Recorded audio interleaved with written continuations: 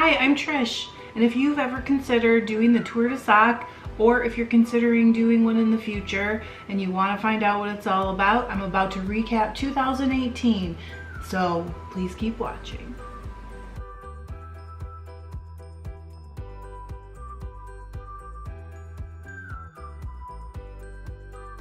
Okay, so before I start recapping these socks, and I only am going to show you the 6 socks that were actually in the tour. There was a warm-up sock and a cool-down sock. I did not knit. But I wanted to quickly just ask an opinion. Yesterday, the topic came up and it was actually in the context of theater. What do you think is the difference between art and craft?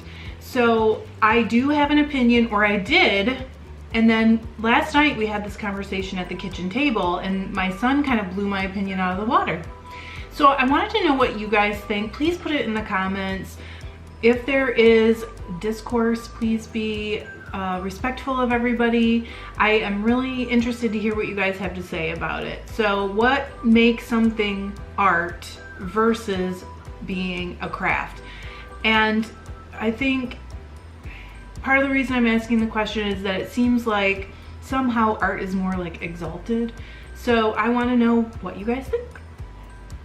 And now on to the 6 pairs of socks from the Tour de Sock 2018. Here we go. Sock number 1. We had Plan A by Adrienne Fong. I knit this sock out of Unique Earth, and the colorway was just a number. We were told to pick the wildest sock yarn we could find in our stash, and this is what I picked.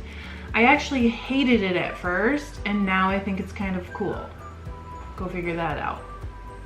The pattern is not hard at all, and I really think they turned out pretty. But I did not like this yarn. In the pair of socks, I did knit 2. In the pair of socks, there are 6 knots in these 2 socks, and that, in my opinion, is too many. I'm very okay with just like, hey, sometimes you just gotta do a Russian join and move on, but that, I feel like for the amount of yarn used in these 2 socks, that's too many. Also, this pair I finished in 12 hours and 40 minutes, and I was in the top 10. My goal was to be in the top 10 for the whole thing. Spoiler alert, this is the only pair that I had in the top 10. Okay, sock number 2. I cannot pronounce it. I believe it's Swedish. I know I took Danish, but I still am not like amazing at reading the consonant clusters with the different sounds that they have in Scandinavian languages, so I'm just gonna put it right over here. Or over here. It's down at the bottom. They are designed by Suzanne Sjogren, I believe is correct. So, here they are. Guys, these I think are my favorite of this tour. They are knit with Invictus yarns in the colorway Vet. And again, I did knit 2. I knit size medium, and they are like little. I am actually gonna give these to a friend because she has little tiny cute fairy feet and I don't. Let's face it, I'm 5'10". If I had little feet, it would not work. I'd fall over. This pattern is very easy to follow. If you want some simple cables, like, it's just gorgeous. It's gorgeous. I will knit these for myself, by the way. But I did read that they were running kind of small. So this pair I finished in 12 hours and 20 minutes, and I was the 11th. That was a bummer, but oh well. On to sock 3. This sock is called Bicycle Race, and it's by, I think, yeah, Heidi Nick. Sorry, I had to check. Don't want to get anyone's name wrong. So these are also knit in Invictus Yarns Master of My Feet, and you can see there are silver beads on here. They're really gorgeous socks. However, I had this like ODD moment where I just did not want to put beads on socks. I can't explain it really because I love beads. I bead yarn. I have beaded a ton of lace and I love it, but I just did not want to put them on socks. So I didn't actually finish these within the time limit, but I did finish them both. Here's the other one.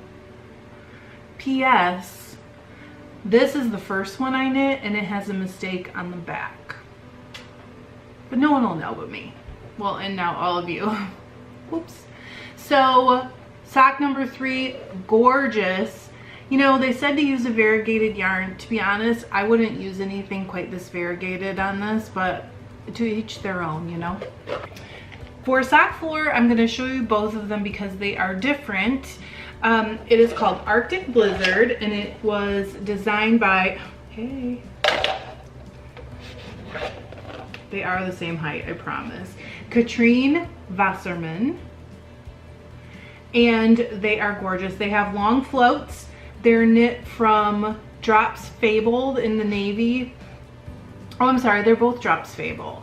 And this yarn is one of my favorites. I feel like it wears really well. Look how cute those are. I knit the size small, and I was kind of thinking that my mother-in-law would get these, but there's a possibility that my son's new girlfriend will get them. She also has little bitty feet. Aren't those pretty? Love. So that's sock 4. I did get them done within the time limit, but it was like way at the end, so I didn't place anywhere. Sock 5. Sock 5 already. Yay! So this sock is called Flibbertigibbet. It was designed by Lisa Ross. This sock was knit from a mystery yarn in my stash. It was in one of those bigger yarn balls like opal, but I can't guarantee it was opal. But isn't it pretty? It really has an interesting pattern. It went really quickly, I thought, because you can memorize this, believe it or not. I love knitting from charts, so for me that's like a great helpful thing. I know not all of you do. Also, this one has a scalloped cast on. So I've never done that before, and I think I had a cast on 130 or 140 stitches. It was a lot, and then it's fiddly to start out, but it was so worth it. You guys, look how cute that is at the top of the sock. So dang cute. And now the last sock. I'm going to show you both of them because they're also different. Okay, sock number 6. Are you ready for the end? After this, I'm going to tell you how it works, so it's not really over. These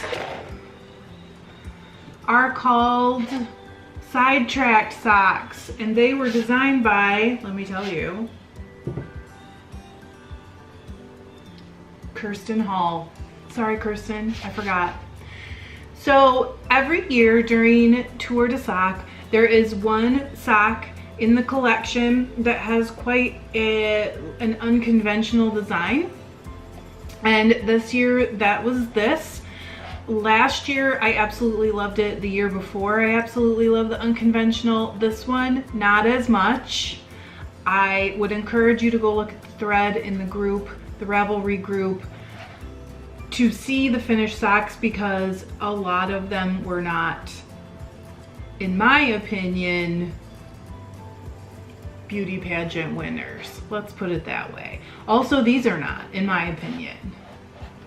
So I'm going to show you just one and just quickly explain. So you start with a 6-stitch, like kind of like Judy's Magic cast on, or you can use a Turkish cast on, and you just make a circle toe, and then you start right here, and you literally knit back and forth like a tape, kind of picking up as you go all the way around the sock. Then when you get to here, you do a short row heel. I mean, the heel's pretty, you know, short row heel, pretty standard really, except you are going way up onto the foot. It's a little different that way. And then you just pick up again and start the tape again, and you pick up the stitches on the top of the heel as you go all the way around till you hit the top, And then the top of this, you can't see very well because I didn't change colors, but the top of the tape goes right up to the top, and then there's ribbing around the rest of the sock. I didn't think the sock fit super great. It's kind of like loose in the ribbing. Look how loose that is. And I did follow the pattern, so I don't know why. And I also just I'm not in love with it. It's a lot.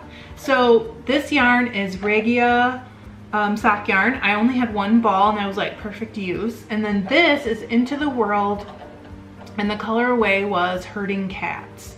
So I do think this yarn is very pretty, and I have a lot left. So maybe I have enough to do like socks with different colored contrasting toes and heels.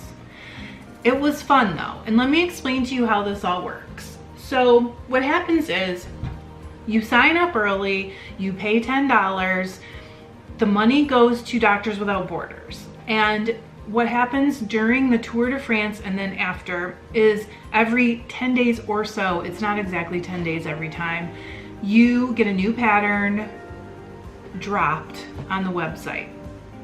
And then you compete for speed mostly. There's a warm-up pattern leading up to when it starts. And then those patterns drop about every 10 days, so it takes a full 2 months to get done. And then at the end, there's a cool down pattern released, which by the way, you guys, is super cute. It's called The Vixen by Shayla Morgan. And it's really cute. I would encourage you to go look at it since I didn't knit it yet, but I will. I just felt like, okay, I'm ready to move on from socks for a minute. And also there's an awards banquet. There's sponsors who donate a bunch of prizes, so you can win prizes. And it is fun. You just have a thread in the group, kind of like Spinzilla. There's other types of groups like that where you just join the forum and there's a thread in the forum for your team. It's just fun. And you can also, if you just want to support Doctors Without Borders, get the patterns, but you kind of know that you're not really going to be serious about knitting, that's cool. I think this is the first year I really even tried to get done with all the socks in the time limit. And there's plenty of teams that self-identify as slackers. So if you want to sign up for a slackers team and just get the patterns and have the fun, I feel like maybe that's the way to go, especially for people who are busier and not as competitive as me. So I hope you enjoyed this. I hope if you're thinking about doing it in the future, this will help you make a decision one way or the other. I can understand why you might be like, whoa, this is a lot.